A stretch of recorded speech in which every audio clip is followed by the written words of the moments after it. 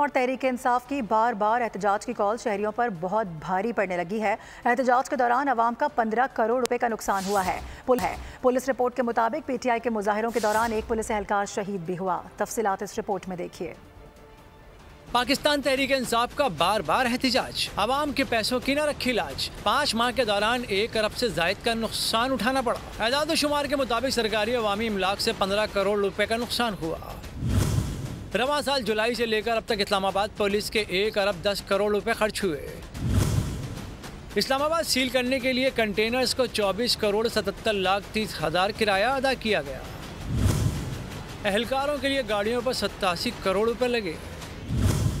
मुलाजमिन को 32 करोड़ रुपए के खाने खिलाए गए। रिपोर्ट में बताया गया है कि 5 माह के दौरान एक पुलिस एहलकार शहीद हुआ।